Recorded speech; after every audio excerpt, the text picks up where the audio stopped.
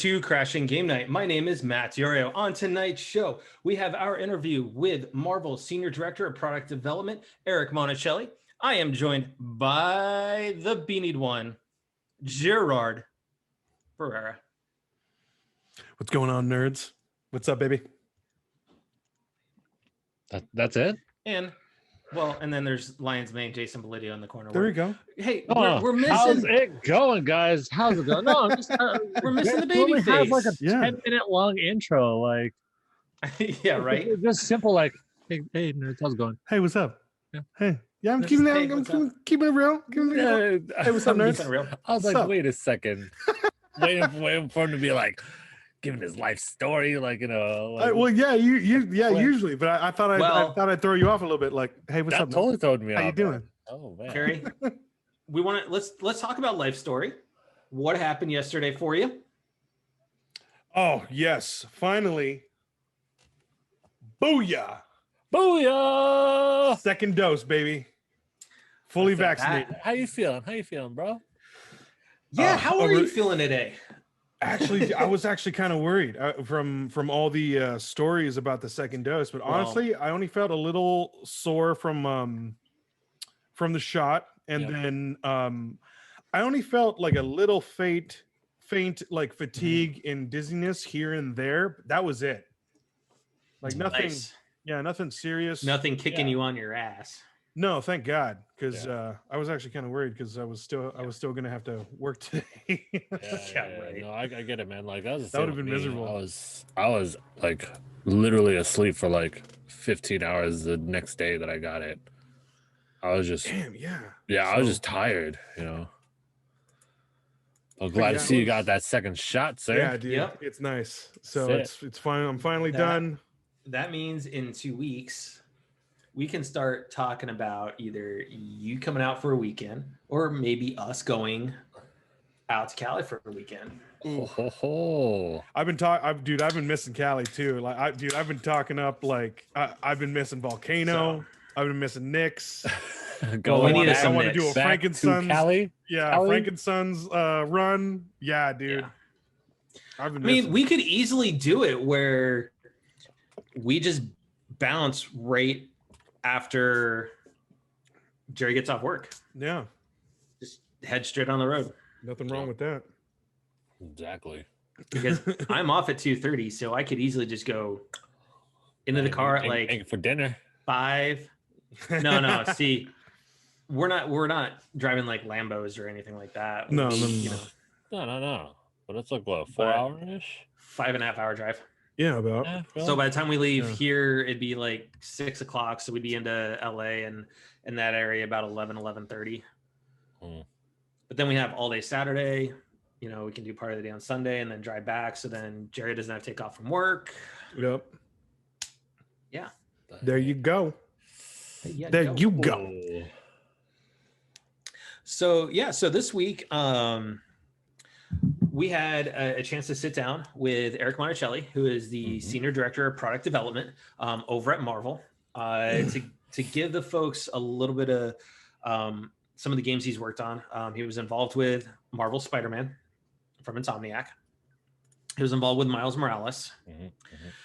He was involved with the Avengers. He couldn't say exactly what he's involved with because, as we all know, with the Avengers, it is a living, breathing game. Yeah.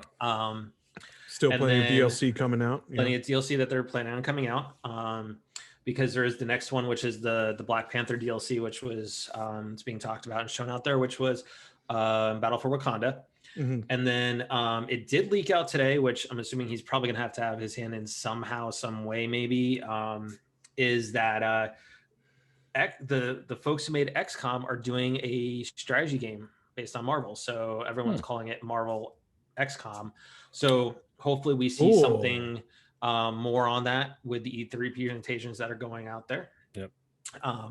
But at this time, we'll go ahead and share out that video, kind of like we did with Aaron Kaufman from Square Enix. Same type of thing. We did sit down with him. Everything was pre-recorded. But I hope you guys all enjoy the interview, and then we'll get to the week's gaming news and and a little bit of Netflix news too. So enjoy.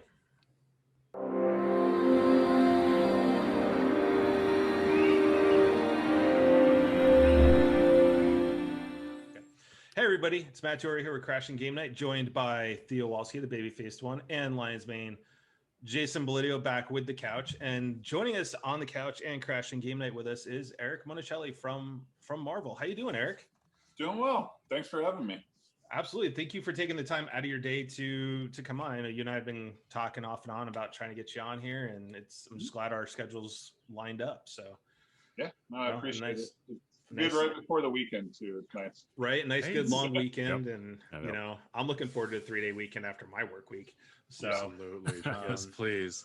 I wish I could say the same. Costco life this weekend. Just I'll be working all weekend and then just Monday and then back to work. Back to work. So. It's okay though. But you're doing the good stuff, man. That's a great place to work. I love that. Oh, very, very good place to work. And by the way, Eric, welcome to the couch as always. I like to. Hey, and that's our thing. Welcome to the couch. It's always, you know, we've upgraded the couch over the years. Over the years, yeah. Nice. Where do you know where the couch is from? It looks like a little mid-century modern influence. Oh, that one I don't know. You know, It used to be IKEA, and then we had to upgrade. It was an IKEA one, and then it got upgraded. I don't know where this one's from, though. My life, right? Like I started with an IKEA couch, and I upgraded recently. Yeah, I actually don't like the new couch I got. I wish I got a different couch, but we got a super nice couch for our new house out here in Phoenix. I love, man. That's the thing. Yeah, I ordered one online, and I'm like, you got to sit on these things before you bring them, buy them. Yeah. Like, it just doesn't work. We ordered one, and it looked really nice, assembled really easily, and then we sat on it for most of quarantine, and it's like, no. Even after the break, you know how you like break it in and just do like the little. Yep. Yeah, we were lucky enough to where when we moved to Phoenix, there's American Furniture Warehouse, which Theo knows all too well out in Colorado, and we knew they were here, and I was like, cool, we're going to AFW to go get all our new furniture for the house because we knew what they were like in Colorado, and it's great stuff. So, you know, Eric, so let's look at kind of like your career and stuff like that, give an idea of, for those that, you know, don't necessarily follow you on Twitter and stuff, which there's quite a few that do, is when you look at your education and kind of what you started with, okay, you know, going to Fordham and getting that BA in English and American Lit from NYU, going pre-med at Columbia. What on earth made you jump from that career path to gaming? Yeah, you sound like my parents. No, I mean, I shouldn't say that. My parents were extremely supportive and always have been. They questioned it a little bit, but you know, I think when I was, I have to admit, and this is a weird thing to admit, but you know, when you hit a certain age, you become more interested in other things, and you realize some things aren't culturally viewed as cool as much. So like when I was a teenager, I was really interested in girls, and they didn't really love games, and so I was like, I'll try and get into music a little bit more. And so I actually, from the age of like 14 to like 24, for like a decade, I didn't touch video games. Like I just, I would play if I go over and saw them at like a friend's house. I would read about them, but I just didn't play them. Like I was a Nintendo Entertainment System kid, like through and through growing up, like, you know, bloodshot eyes, staying up way too late, that sort of thing. And then, you know, 14 rolled around, and I was like, all right, I'm going to really get into music. And I got into music. I traveled around with the band for a little while. I didn't go to college right away. I had like about 6 to 8 months where I just traveled with the band. And then I was like, what am I doing with my life? And so I figured out, you know, like, you know, we had got booked some gigs, but we weren't making anything meaningful. And so, you know, it was just one of those things. And I had many girlfriends ago, I had a girlfriend that was very influential in getting me into, she convinced me to go to college and apply to NYU and get in there. And that completely changed the trajectory of what I was doing. And when I was there, that place is amazing. Well, it's way too damn expensive. I will say that, but it is amazing. Well, it is New York City. It's New York. I mean, it's New York City. I can relate I mean, so hard the from first California. Yeah, I grew up in New York State, so like the city was like where you went when you wanted to. Whereabouts in New York? Sheridan, New York, which is like very, very tiny part of Western New York. It's like podunk, like there were cows. It's upstate. It's upstate, yeah. I mean, but if you say upstate to most New Yorkers, they think like, like the Adirondacks and like the, I'm from the Hudson Valley. Yeah, exactly. That's so but like, I know. So I don't ever say upstate because upstate means something very different to most New York City. Correct. So it's Western New York, and it depends on where you live in the state. Everything else above you is upstate. Yeah, and what you know, and just sort of where you grew up. So like I had that, and I loved that upbringing. It was a nice sort of like imaginative upbringing. I had to use my imagination a lot, and I think it helped my career in that way. But I went to college, and I thought I would become a writer, and I sat and I wrote a lot, and I don't even speak very well. I don't know why I was thinking I could become a writer, but the thing is, it was just boring, like sitting on your butt writing for like, a couple hours a day was just really boring. And so then I was like, oh, I'll be a professor. Got some really good advice in college from a professor, Patrick Deere. He looked at me and he was like, I was like, I should go get my doctorate and blah, blah, blah. I should become a professor. And he looked at me, he goes, can you picture your life in 5 to 10 years without a PhD? And I was like, yeah, hell yeah, I can. and then he looks at me, he's like, don't do it. And I was like, oh, cool, good, cool. Fair enough. Yeah, it was great advice because, like academia is this weird world and it's just not for me, not my personality. And so being at NYU is really awesome because I got to like experience the city and live in the city. So I got all these influences. I really started studying a lot around like graffiti and museum studies and all this other stuff. So I got really interested in that.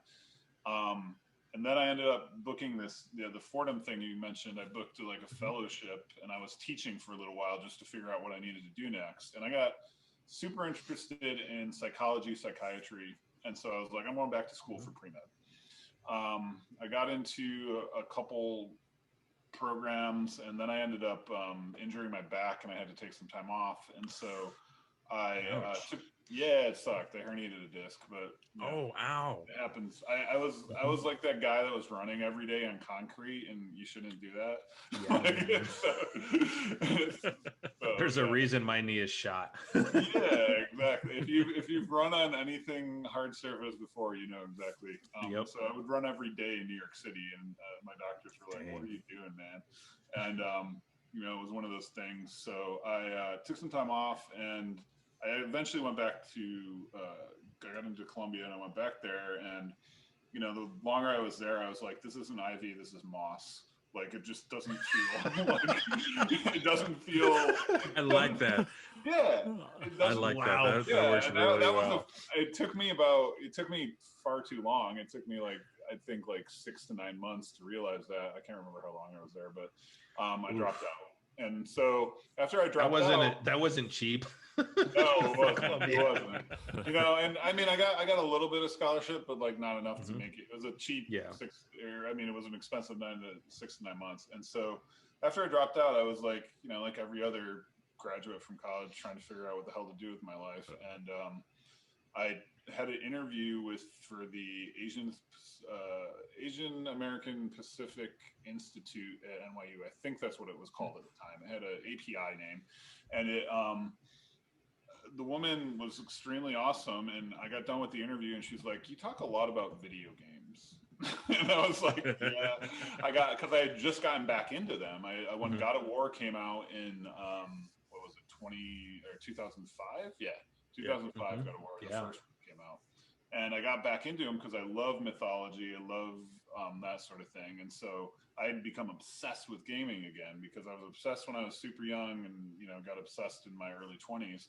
And I talked all about games being an art form and how I wanted to help sort of lift them up and elevate them. And she was like, I know just who you need to talk to. So she introduced me to this lady who runs a company called New York Tokyo.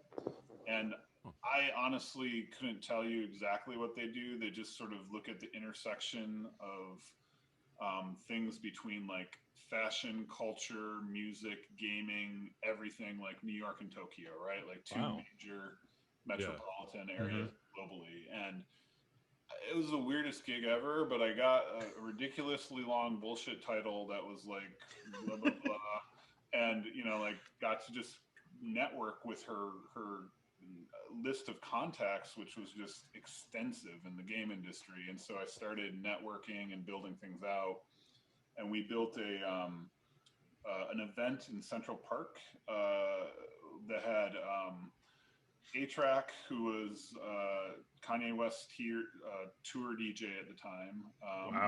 Khalid Kweli, who's an amazing rapper from Black Star and stuff like that. Had Haifana, which was a huge Japanese band at the time, like a little electronica. Then had a gaming session. And Uniglow was there with thing. They had JAL. So it had like all these little pop-up things around Central Park. And it was like Summer Stage, I think they called it.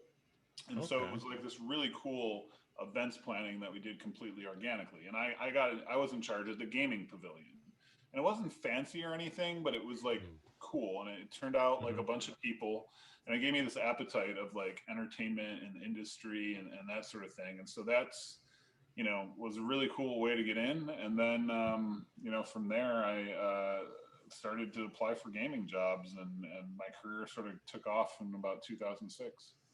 Dang, that's crazy. Yeah. And let's look at that career, because you've been at some pretty impressive companies that honestly most people, as we name them off, will know it. And honestly, if they don't, then they're probably new to gaming, or they look at a certain sector. But when you look at it, right? Welcome to Crashing Game Night. Yeah, right. Do my research. Anyway, but you've got, you start off at 2K. As a video editor and associate marketing or product manager there. Then you moved to Atari, and Cryptic, Capcom, Naughty Dog, and Infinity Ward. Prior all, becoming the role there at Marvel. So when you look at all those different studios that you've been a part of, what was some of those moments, your fondest memories of those studios, but more so really is what made you realize, going through those studios and doing your work, that you realize that you actually made the right career choice by jumping from literature and pre-med to getting in the gaming industry? And that was something I struggled with for many years. I always thought I'd be like in the service industry and helping people, or like a teacher or doctor type person. Like I grew up around my parents were teachers, and my dad wasn't a teacher, but my mom and like all her friends, and then a lot of people I grew up around were teachers, and eventually principals and things like that. And so it was a weird transition for me, and I don't think it was multiple touch points. I read Rolf Koster's A Theory of Fun for Game Design, which is like an old school textbook that has been around for, I want to say 20 years now. I don't know how long it's been around. It's been around a while. And when I read that book, I really got good insight on how games could be sort of like really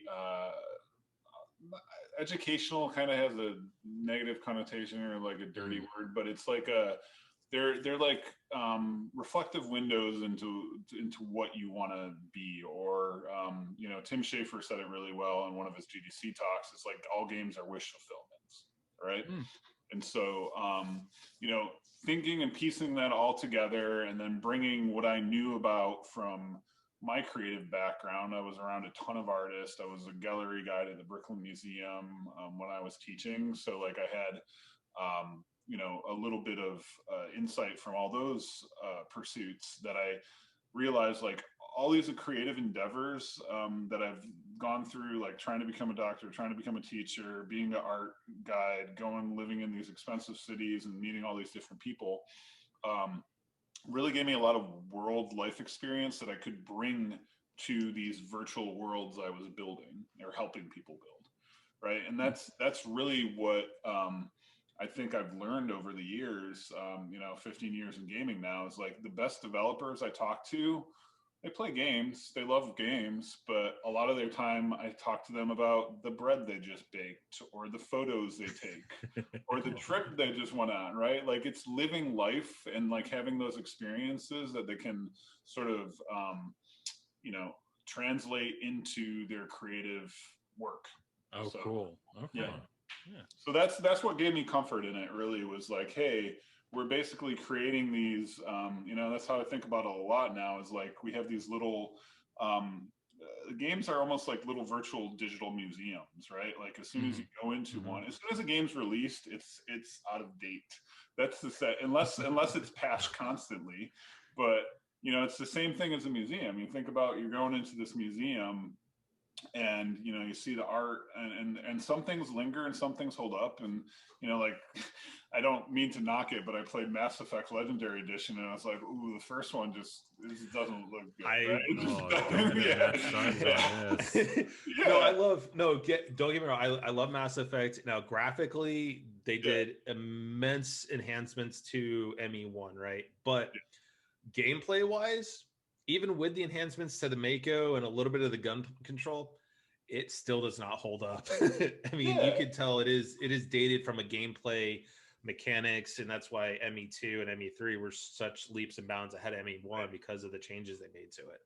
Yeah, and I had never really played through all those games, and so this was my first time like experiencing them and checking them out. And so it's just interesting because like everybody loves those games that I know. Everybody I talk to in gaming just raves about them because you experience them in a moment in time and they mean something to you. It's just like, it's just like art in a lot of ways. Like, there's certain art when I was younger that I love that now that I'm older that I think is cool, but I don't love it anymore. Like, I read a lot of Garfield and Calvin and Hobbes when I was little. Yes. Is it cool? Calvin and Hobbes. I love Calvin and Hobbes. Amazing. Oh my God. Will I hang that on my wall now? Probably not. You know what I mean? So it's one of those things where, that's the sort of perspective I've taken on it. And it's given me this, thought process about how I think about gaming and the space I'm in and being a part of the world. But, I love the idea, I think a lot of the games I worked on too resonate and they transcend beyond the medium and connect with people. Never going to forget the letter I got from a girl in Ohio for the first time she played The Last of Us Left Behind, and she saw Ellie and Riley kiss, and it was the thing she needed to see that allowed her to come out to her parents. Those sort of stories, you're just like, this is beautiful. This is why we do what we do, right? And so, that I got that letter when I was there, and wrote her back, and we went back and forth for a little while, and the whole studio learned about it and all like reached out to her and we sent her things, and it was amazing, right? Like that's really fulfilling. And like there's stories from Marvel's Spider-Man, the one thing that we noticed, and just people playing with their kids, drawing pictures online. There was even this kid that had a aunt who was in she worked in a homeless shelter, and she served meals and helped people that were homeless. And then in the game you have Feast and Aunt May and Peter Parker, and Peter helps Aunt May. And so he saw Peter helping Aunt May, and he went in the real world and helped his aunt. And so those stories, that's amazing. That's great, right? Like, and that's the thing that I think games can really do. It could give you a reflective window into, part of you, and sort of invigorate and enliven who you are. And I really love that. So yeah, very well said. My son, who will be 4 middle of July, loves the first Spider-Man. Oh, awesome. I will let him. I would just load up my new game set, my new game plus with all the enemies cleared out, and I just let him go go explore New York, and he has the best time just swinging around. That's we made it accessible. I mean, when Insomniac made it, I should say, they really made it in this way where it's hey, if we're playing it, we want to make sure that anybody could play it, because you could be 4 years old and just want to swing around the city and not have to punch a fool if you want at all, right? Yeah. And I want to say this, and like you mentioned that, I think that's one thing that Naughty Dog and Insomniac has done well from an accessibility standpoint is they are thinking about who's playing the game, you know.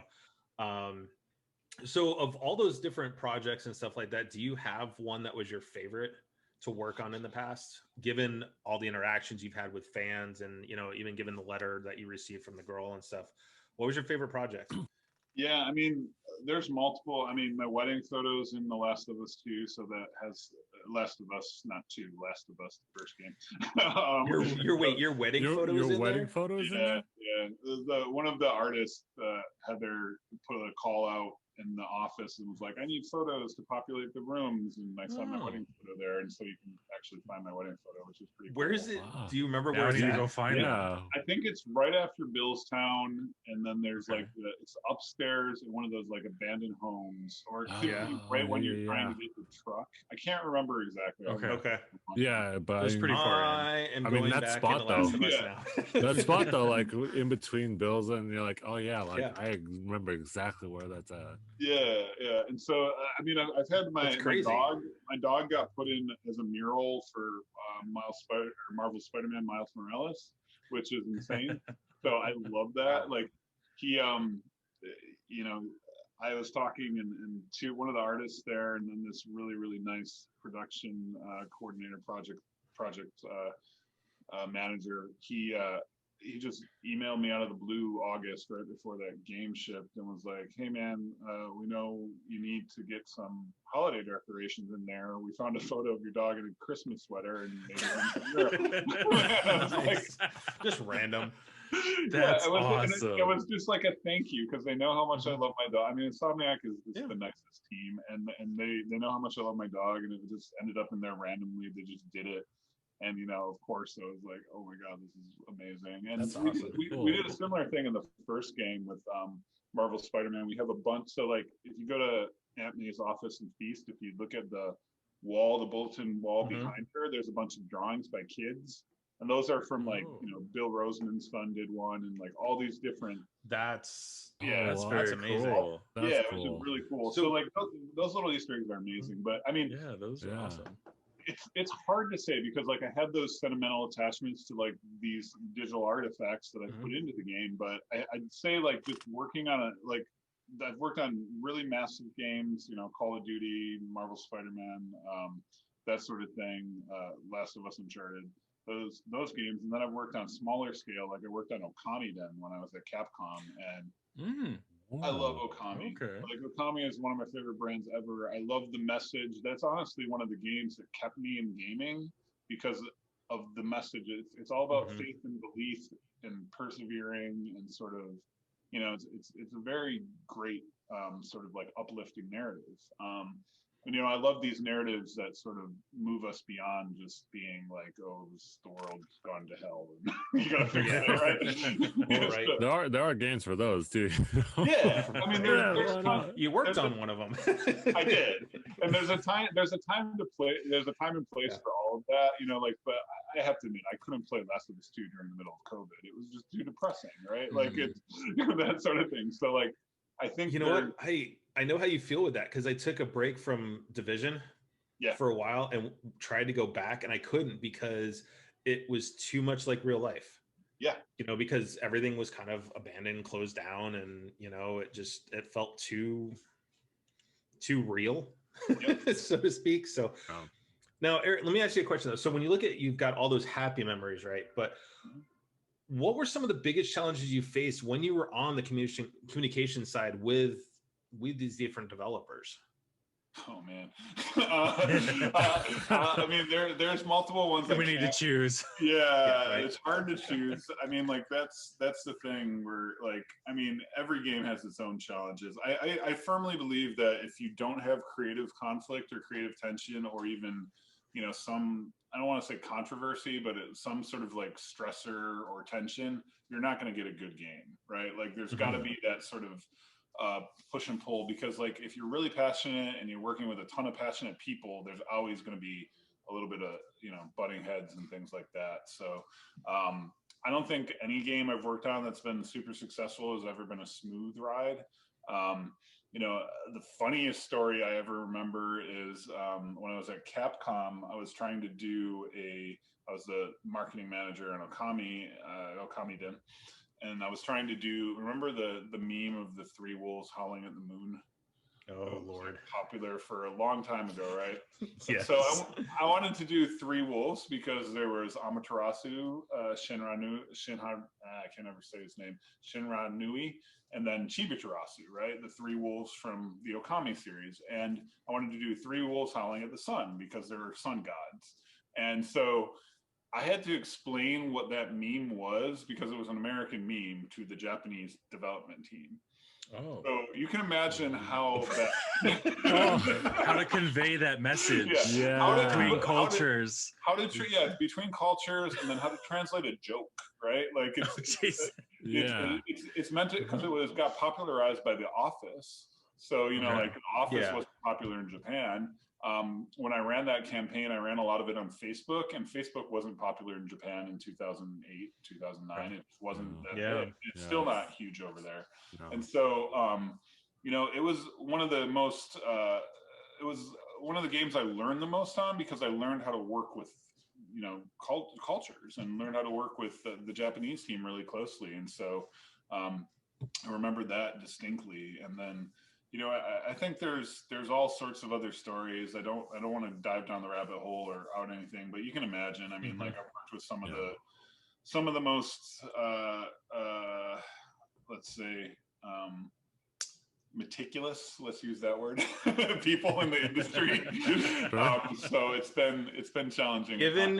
Given where you have worked, thank you.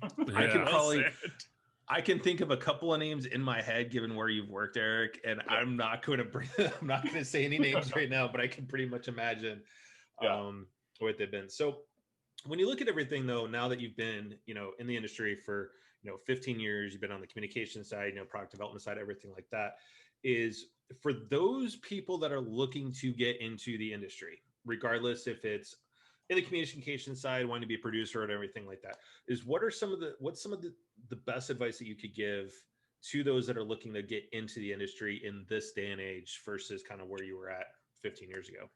Yeah, I mean, I think COVID's changed a lot of things, which is kind of obvious, but I think the best advice I got was similar to advice I got many, many years ago when I was first trying to figure out my way in.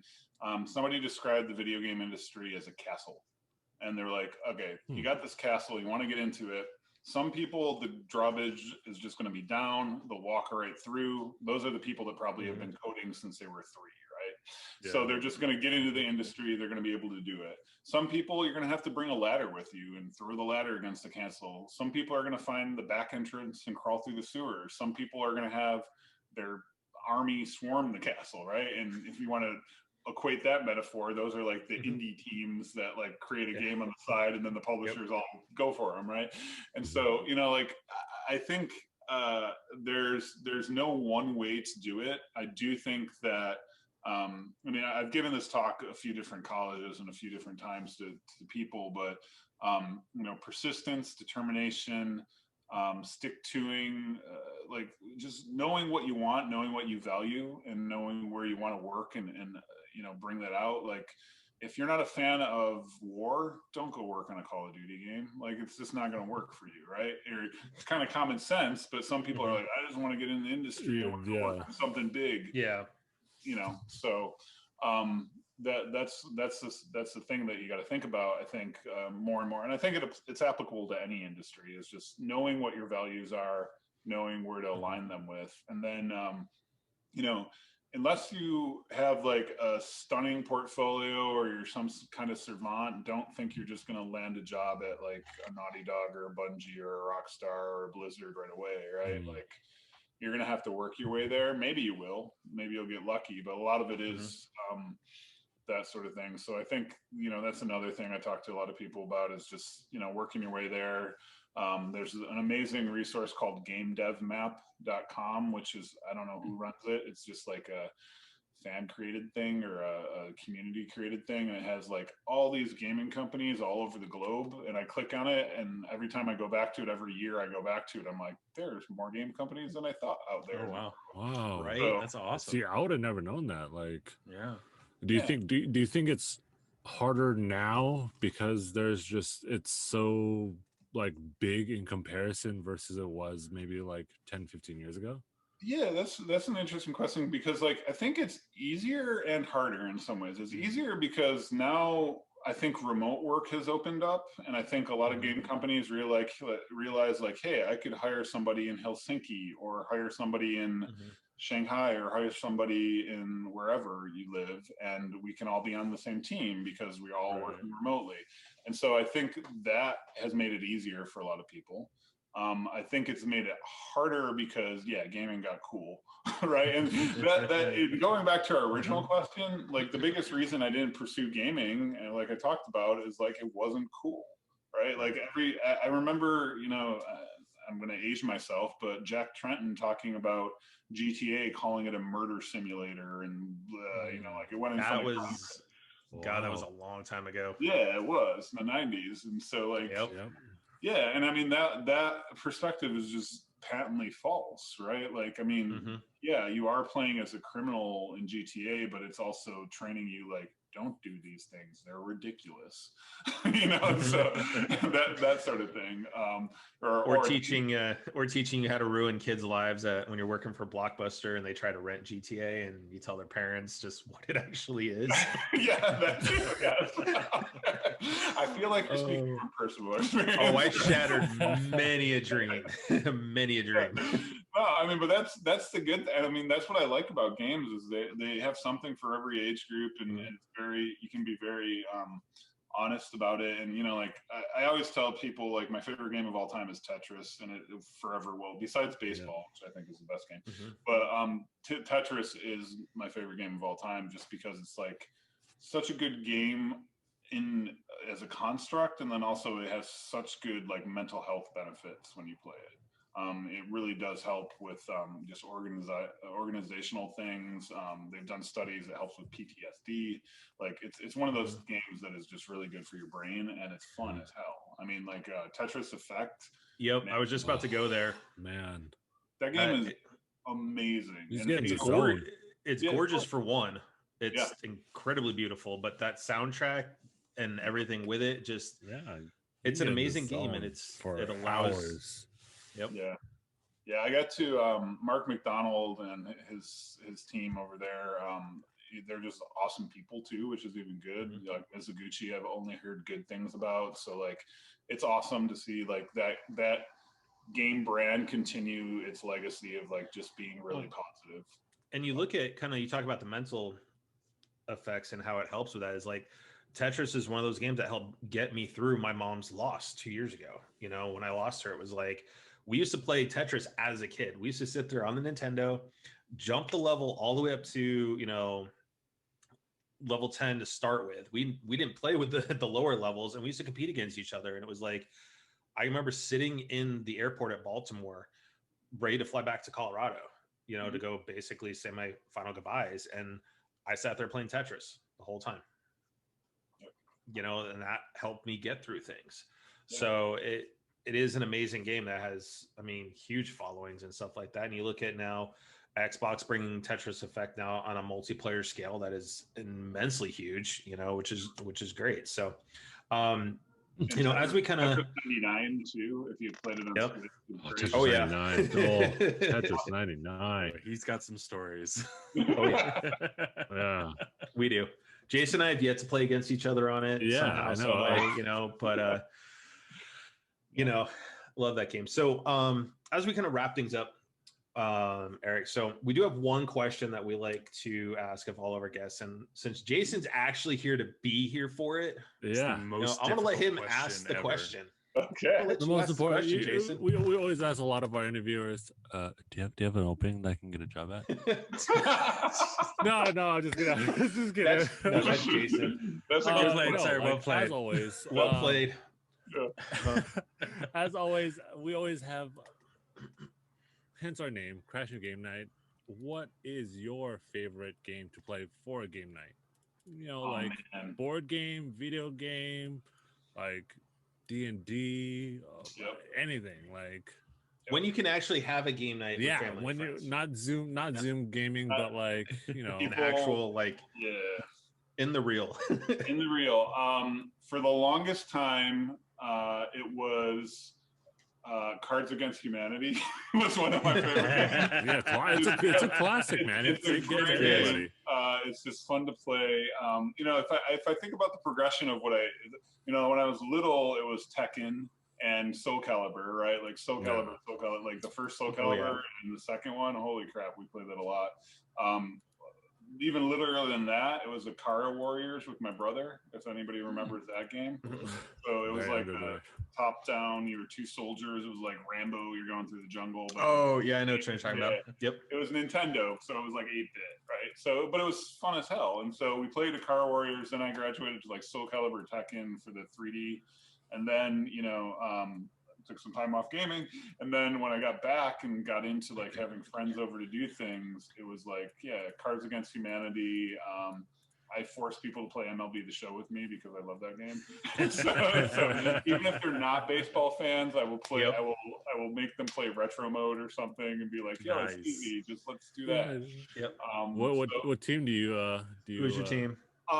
Okay, so I just it's a good day for this because I published an article about fandoms today with the IBWWA, which is like Internet Baseball Writers Association, which I've been a part of for a while, and so there's a plug. I published this article, and I grew up a Mets fan, and I always had been a Mets fan because I'm sorry. I know, right? when I was six, I loved Darryl Strawberry, right? Like, he was cool, right? Good, and they were cool. And so, you know, I grew up a Mets fan, but you know, over the years, it was just like I realized how inane, and Michael Jordan I blame for a lot of this because you know, you watch Michael Jordan play, and you're just like, I love this dude. It was so amazing. I'm going to be a fan of whatever team he's on. And so I kind of switched to that mindset because of basketball. And so, you know, like for a number of years, I didn't claim like a fandom.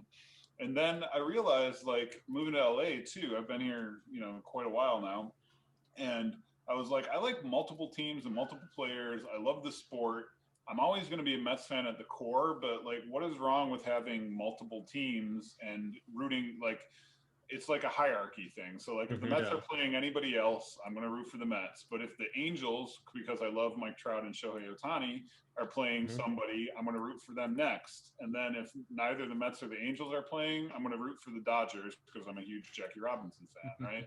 So it's like I have this hierarchy of things. So I'm not going to be like, because otherwise you're just like, if the Mets got rained out today, it's like, what do I watch? Right? So like, that's kind of how I think about it. And I think that, you know, fandom, especially because, you know, the sense of what you call home and that local sort of provincial of like, I need to love my local team, it's dead. It's long dead. Like, we're super connected. We're super global. Like, you know, maybe I like the, you know, the Henshin Tigers, you know, or some, you know, some Japanese league team or Korean baseball league team. You know, so I think that, that's how I feel about fandoms. But yeah, if anybody asks me, I typically just say, I'm a Mets fan, but I love baseball. Right. So that's kind of where I'm at. Yep. I bleed purple and black. Oh, nice. I love those Uniforms. Rockies. Those uniforms are my favorite uniform. I love the color purple and black. I love the gray. Their uniforms are awesome. But now, if we could actually win a ball game, you know. I know. And you got rid of your GM, so that was the first step. Well, I don't necessarily think it was the GM's fault, really. I mean, when we have ownership that doesn't want to put money into the team, true. It almost feels like, honestly, you would kind of remember this, the day and age of, you know, back when the Kansas City Royals were just pretty much like the farm team for all of baseball. Yeah, they were. And all they were doing was they were just losing and still getting all the money from revenue sharing and pocketing it. It's like, that's how some of us have felt with, you know, the Monforts running the Rockies. But, you know, honestly, everybody in baseball knows Nolan was never going to stay. That's true. You're right. And honestly, he pulled, it was like, I tell a buddy of ours. So Drew Kreisman, who's a beat writer for the Rockies for DNVR, he's a good friend of the shows and stuff like that. Is, I talked to him about it. It was like, we got the best deal we could. He pulled a page out of Tulowitzki's playbook, said to the fans, "Hey, I want to win here." Behind the scenes, his agents go and get us out of here. Right. So they shipped him. Granted, we had to pay $50 million to ship him goodbye because that contract was stupid. It was so bad, even the Yankees knew that it was a bad contract, and they wouldn't have traded for it. So we'll see. I mean, we got a good young nucleus. I mean, we're not the Dodgers. Right. Even though the Dodgers aren't doing well this year either. No, I mean, that's the interesting thing because I feel like baseball is such a routine sport that the year everybody had off in the 60-game season just threw everybody for a loop. Right. Yeah. So like, just getting back to the rhythm of it's been hard, but because you notice, and it was the same thing I noticed in basketball is like or football actually for NFL. Because of all the thing, I drafted the young. My strategy for fantasy football was draft young as possible because they're going to be fresh. Like all the older dudes are going to be like weary, and they're not going to be in their normal. And I won my league because of it. And so it was like one of those things. Wow. It was just a psychological thing I thought of. And then basketball was the same thing. And I messed up there because I drafted older guys that had been often injured. And my whole team, like I got AD with the first overall pick. And I was like, that was smart. So like he was out all season, right? And so it was one of those things like it's a crapshoot, but like sports is such a rhythm game that very much so. Totally. Most sports, like including with like what Matt and the guys have seen with my archery. Once COVID happened and I was off for like 6 months and went straight to competing, I was shooting like shit. But you'll get back to it. It's just the reps. Hey, right? but you got to hang out with us in Virginia for a couple of days. Very true. Very true. So Eric, it's been a blast having you on. I definitely appreciate you taking the time out of your day. Yes, thank you so much. Thank you so much. And as always, you're welcome back on this couch anytime you want. Absolutely. You have looking forward to see where you upgrade it. Like it's so far it's been like every 6-ish months, maybe 9 months every year. Cool. Gotta get a new couch. You're absolutely welcome back anytime you want to.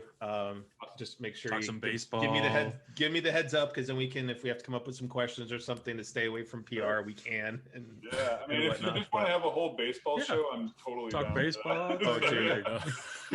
Jerry's a Dodgers fan. He bleeds. Jerry. He bleeds blue. Or stream some Tetris 99. Yeah, going against each other. Or the show or whatever. There you go. Man. I do have the show on my PS5. So awesome. So once again, Eric, thank you very much, and have a great day. Thank you. You too. Thanks. All right, buddy. So that was our interview with Eric Monacelli, and I think that's amazing to know that with SpiderMan that they actually used real people's photos. Yeah. Like that was a shocker too. Like not a big shocker, but how they like say, hey, you know what? Like we need a bunch of photos just like scanned in there and to have your own little tidbit. That's I always wondered about that in games because especially it's funny he mentioned Last of Us but in both games when you see those those empty houses and the personal photos that were left out, they felt real, like uncreated, and it makes sense that they would ask like the developers, like, "Hey, man, we need pictures." That's a cool Easter egg to know about. That's pretty cool. And the mural in Miles, and his dog, that's super awesome. It makes So here's the thing: is Jerry, you're playing Miles Morales right now? Yeah. Have you noticed that mural anywhere? I haven't seen it. I'm looking for it though. And that makes me want to dive back in the game just to go find it. Same with like Jason, we talked about during the interview with Last of Us. I want to go back and look just after Bill's Town and find it just to say, hey, whoa, that's really cool. But now it also makes me go to the whole thing of, this is really cool that, it's not just the devs and stuff just drawing random pictures. They're actually putting in pictures of people they know, which makes that more Yeah, of a it makes family it more personal. Yeah, endeavor and more, like you said, more personal Mhm. to that game and that touch.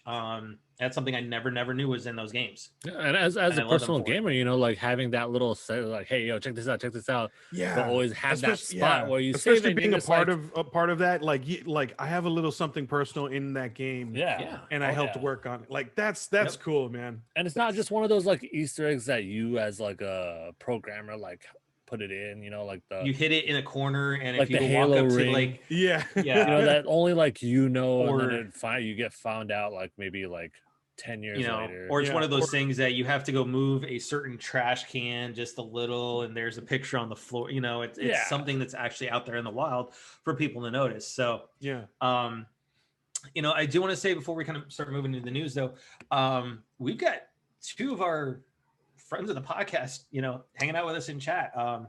Newman is Hey, back. Newman, Uh-oh. I hope you're However- doing well, Newman. yeah. Newman hasn't done his usual firing off of shots yet at Jerry, but we haven't really given him an opportunity yet. And then also, actually, we kind of dropped him out in the. There we go. Okay, so Newman's now switched from phone to PC, so I think Jerry's probably in trouble now. And also too, is we kind of brought up him on the podcast. He's host of the DMVR Rockies podcast, as well as the DMVR gaming podcast, which I was on a couple months back when I was still in Virginia. Drew Kreisman's in chat as well, hanging out with us. We're kind of talking Welcome, boys. back and Thank forth you. a little bit about some baseball and stuff while we were talking with Eric and stuff, which Yeah, that was well, another thing. shout out. I didn't know he was also a writer for the Internet Baseball Writers of America. So that was really cool. Yeah, that was cool to know too. So let's dive into the news because there's a little bit of things to kind of go over really quick. So today it was announced that Jerry, a show that you have actually talked about on this podcast, it was canceled. Jupiter's So Legacy was straight axed today by Netflix. All contracts severed. It's so leaving- sad. Yeah. So I watched the first episode of it. It's not bad. It feels, and Jerry, and you'll be the starts best off one to tell slow. me this. Is it kind of like Powers, where it just starts off kind of really slow, and then it finally starts getting into the meat of the story? So it's very episodic, and it does start off slow. It starts off in modern day. You see where the heroes are at in modern day, and slowly each episode you find out, one, how they got their powers, and two, like the history of like how long they've lived and how long they've kind of influenced the world in like the World War I, World War II, stuff like along those lines. But I thought it was so well done, and I really feel like it's such a bummer because like I think it was only 8 or 9 episodes, and where it left off, it left you questioning like, oh man, there's so much more story to tell. And it was very story driven, especially between the circle of like the kind of like the Justice League esque. Do you think it was the fact that they probably didn't do a legit pilot for it and was going more on the fact that it's pedigree of its writers for the comic book itself? I don't know, man, because the one thing that's why it's kind of surprising to me, because it was presented the way a Netflix show has been presented. Like it didn't some didn't have a pilot. Some of those shows just started with an episode 1. So that's why I was kind of surprised. Like it just straight up got axed, and I don't know. I thought nobody saw it coming either, because well. I've seen some of the actors' response to it on social media today, and they were all kind of just stunned. I was so bummed. More so everyone the fandom that has started because of this, they were all in shock as well, going, what the heck? And I honestly have to say, like Leslie Bibb and Josh Duhamel, like some of their best work. Like no joke. Oh, and I believe it's Matt Reeves. He was the voice for Anakin in the Clone Wars. Also great. Like it was just great performances from everyone, and it was so interesting. Because I thought it was a very offbeat, like different. I know it was a comic, but it was so different. And I was really bummed out to hear that, actually. You think it's going to be one of those like Firefly fandoms, or it's just like possibly, but I really, you know what? This day and age, I wouldn't be surprised if maybe someone else picked it up, like maybe Prime. I mean, it seems that's like true. Amazon picks up all the other there's stuff, always so. that chance, but you never know. I mean, and plus we don't know why Netflix never said anything on why they cut it. It could have been problems like in production, but who knows? But yeah, but it's such a Netflix. bummer. They're known for doing stupid stuff like this sometimes. Yeah. Yeah. They have some questionable or cut and bait. Yeah, cut and bait and running like before ending a show. Like it sucks. So, all right. So let's get into the gaming because there's a few things to talk about. So first things first. Square Enix did announce they are going to have their press event June 13th, starting at 12:15 Pacific time. So we're going to be getting a world premiere of a new game from Eidos Montreal. For those that are kind of looking at the name, Eidos, their main studios are responsible for Deus. We have Human Revolution, those games. They're also going to be showing some things for Babylon Falls, Life is Strange True Colors, which is the new Life is Strange game that's coming out. They're going to have more about Marvel's Avengers, kind of like we alluded to earlier. I'm assuming that's probably going to be some more of Black Panther, The Battle for Wakanda, which is one of the new DLCs coming to the game. So they're going to have it on their YouTube channel, Twitch, the e3expo.com website. So it'll be really interesting. We'll see. I mean, it is a world premiere, so it could also, you might see Tomb Raider, but that's Crystal Dynamics. That's true. That does that. It's not Eidos. So it'll be very, very interesting to see what they do, especially with the fact is that we also know that FF16 is on the horizon. Now, given some of the news that we're going to talk about here in a few minutes with PlayStation, it wouldn't surprise me, though, if that game gets pushed back to 2022. I don't doubt it. I don't doubt it at all. At this point, I don't doubt it. You also have FF7 Remake Integrate coming out on the 10th next week, which is going to be the enhanced and pseudo kind of extended version of FF7 Remake for the PS5. You also have the new expansion coming for FF14, which Jason plays all the time with friend of the show, Soldier First Class, who I'm going to take this opportunity to wish him a happy birthday, even though he kind of spent part of that in his mother-in-law's basement. I think there's a story there. There's a story there. No, so he went on vacation and he needed to do some streaming on Twitch and did it from the in-laws basement. So it's just kind of like that joke that, all gamers are, stuck in their parents' basement and stuff. But very happy birthday to him. He's doing well. I kind of talked to him already earlier today. So, but yeah, you've got all these things coming out. I would expect that FF16 is going to get postponed. That's just looking at everything in the landscape right now and how much stuff is getting postponed. That's going to be one I think ends up getting postponed. Hopefully we may see more of their new project that we kind of talked about last time for the PS5. But yeah, so Square Enix does have a lot of where they just they got a lot coming. They have a lot coming, and their plate is super full with like AAA major games.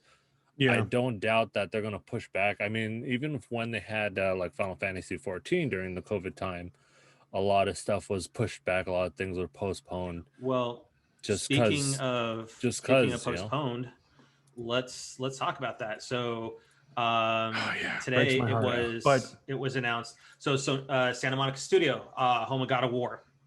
So they did say since the release of the next God of War teaser last year, we've been humbled by the amount of love our community has shown us. We're incredibly grateful to see so many people excited to experience the next chapter of Kratos and Atreus' journey.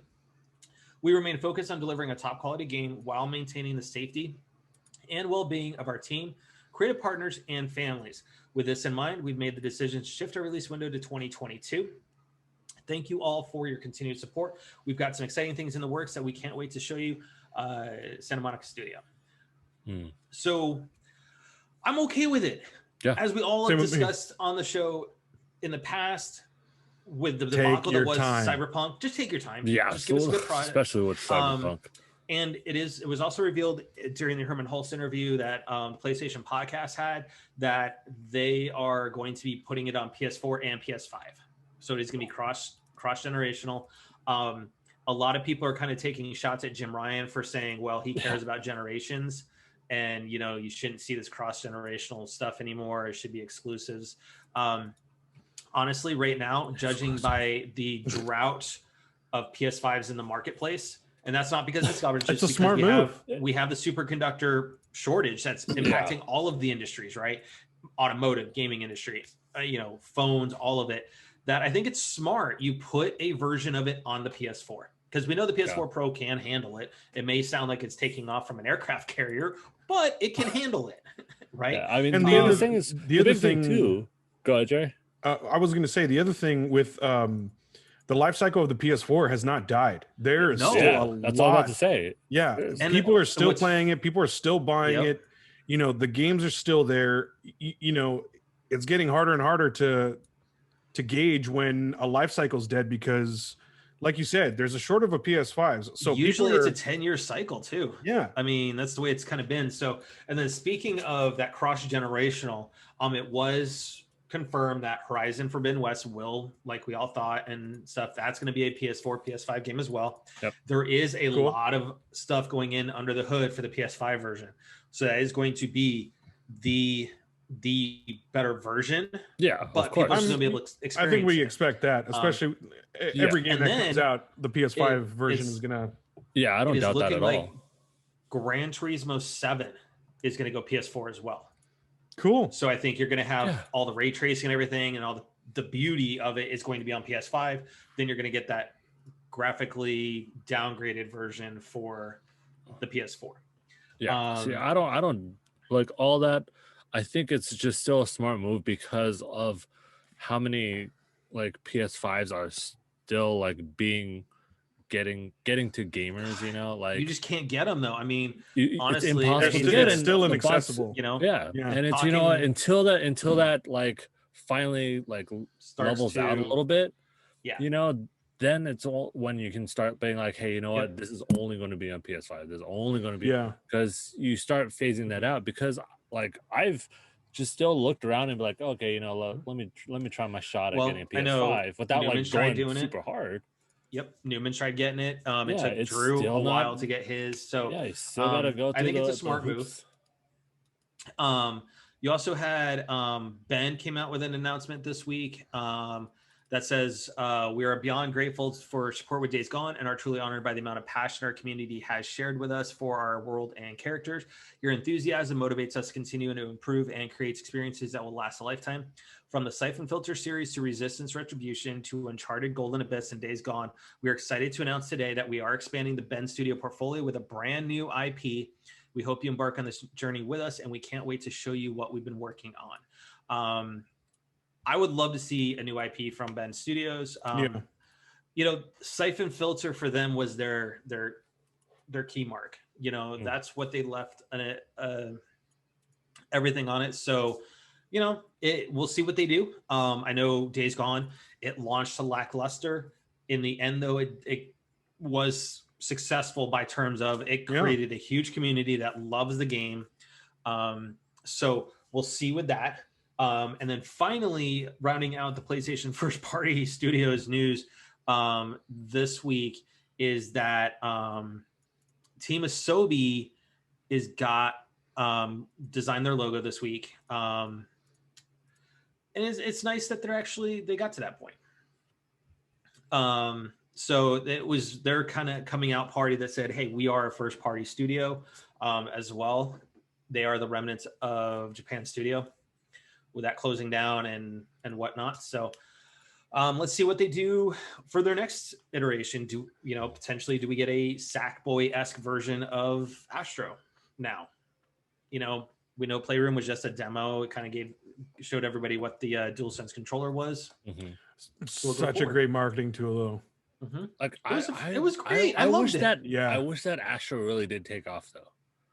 Like I like the look of it was, you know what, To though, like, do you mean to stem to like maybe bring to out a stem game to like a like an smaller actual game. Yeah, like not I a agree. major title, I but but think- like a series. downloadable, yeah. Like a I think series it's of going downloadable to. games is cool. I I think agree. it's going to eventually, because you look at what they did for the PlayStation VR with Astro's Rescue Mission, Mhm. and you are seeing with Astro's Playroom. They were both very successful. Yeah. I and absolutely loved the museum. I thought that was just that was such a such great an idea. amazing touch. Yeah, And just going back and looking at, oh, I had that. I The had history, that, I yeah. had that. I remember that. You know, Yeah, and to have that like little like recurring character, like the all ages friendly, you know, yeah. kind of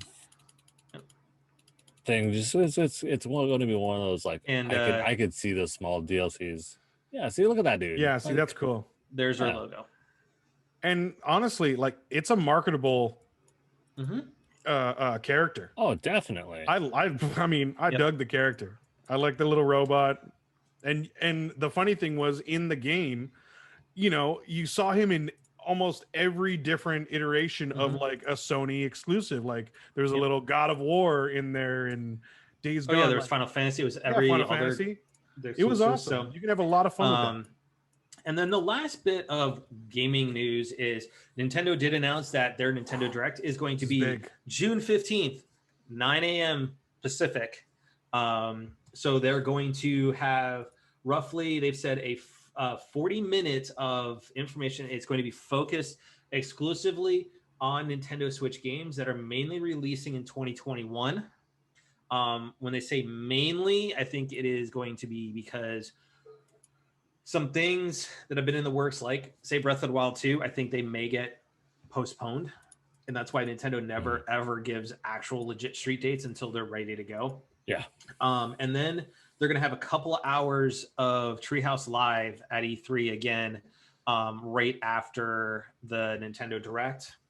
They'll have some hand-on, you know, games and stuff like that. So outside of, we know with Zelda, I think the only thing for me, I really think we need to see something on is Metroid Prime.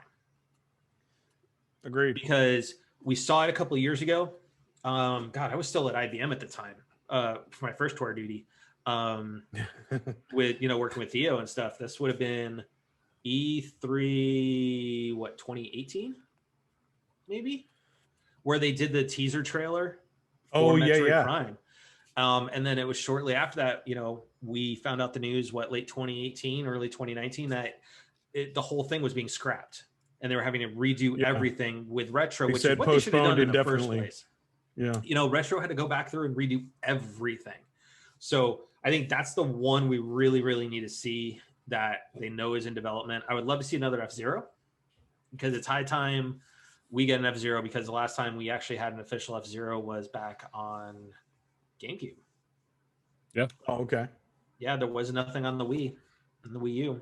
It skipped over that, so we haven't seen F-Zero in a while.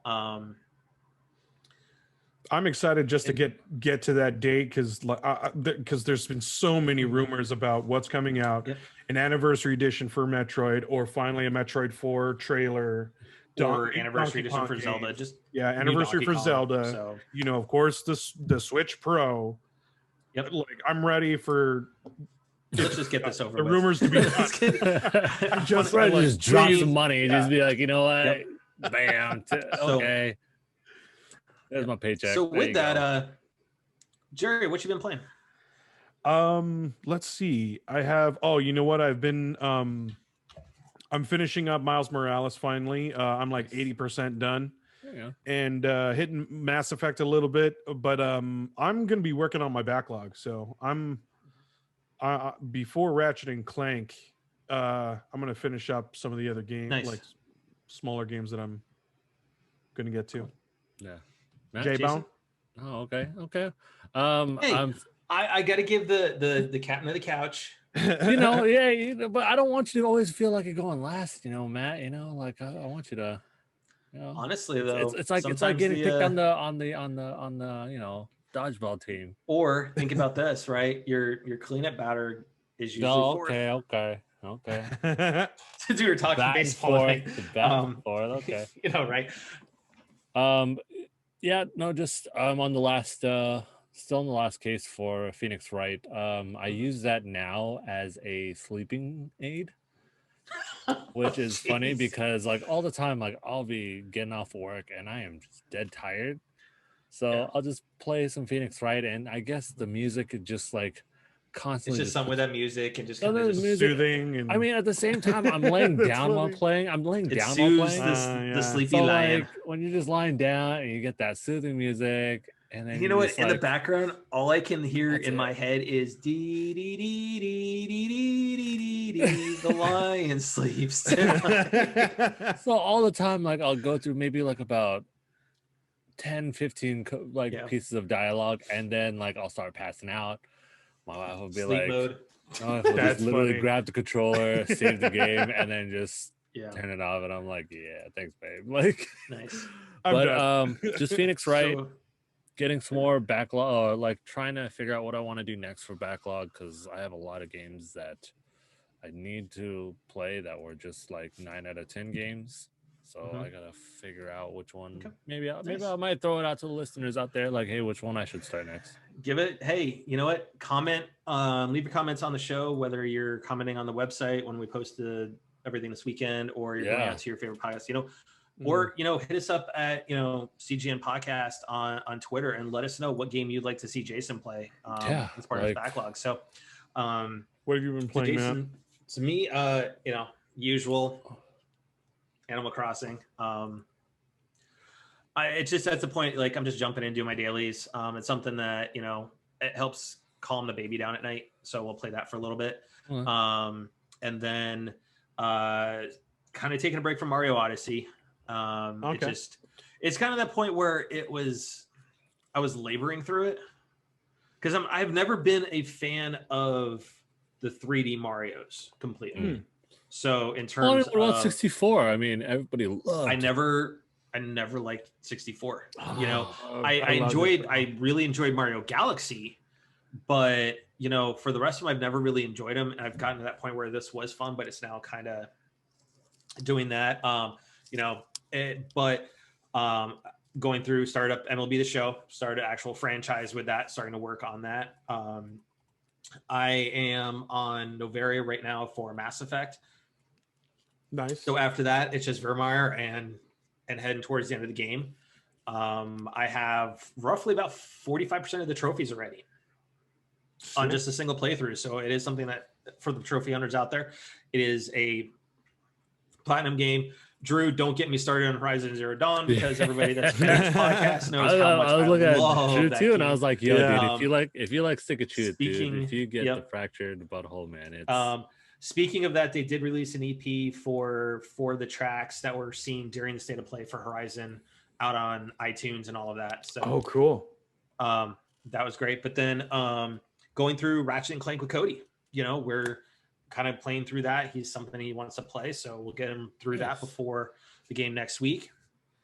Other than that, is Cody able to play like some of the beginner levels? So he can't really do the most. I guess his favorite game to kind of play is I'll set him up with SpiderMan, the first SpiderMan game, like we were talking about with Eric, and I just let him play. He just goes and runs around and jumps and swings and stuff, so he has fun with it.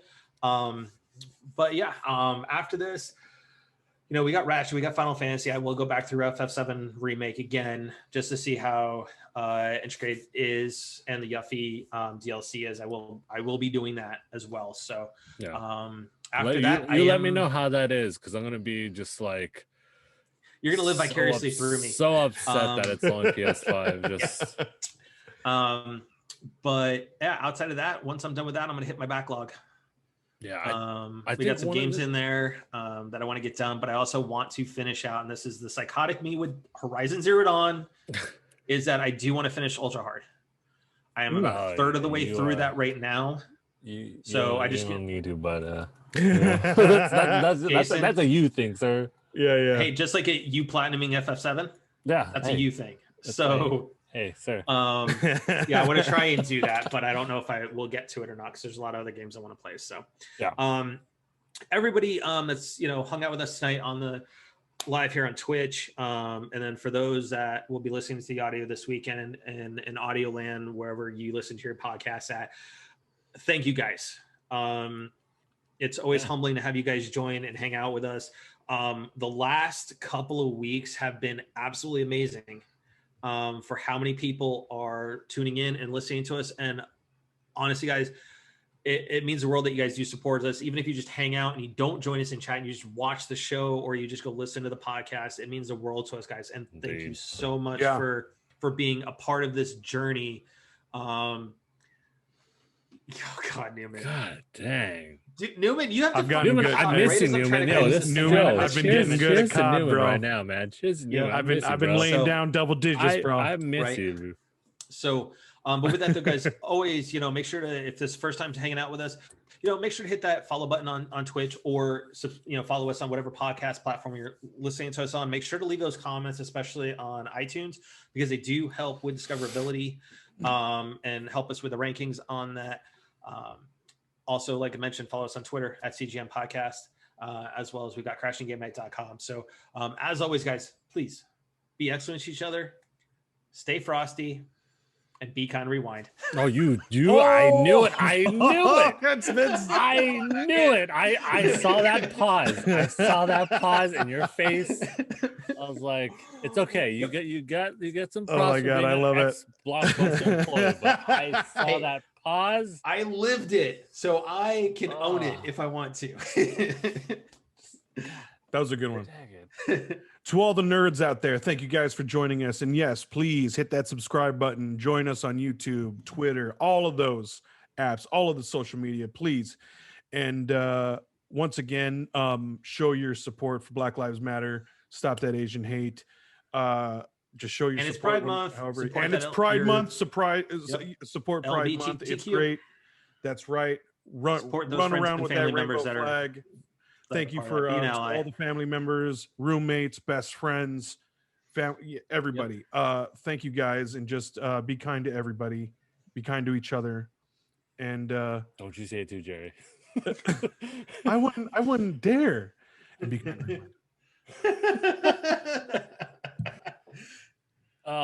again, guys, as Jerry showed earlier today, get your vaccine shots. I believe this whole podcast is vaccinated now, yes, we are. Yeah. It is. Oh, yeah. If we wanted to, all four of us could actually play Monopoly, in the same room again.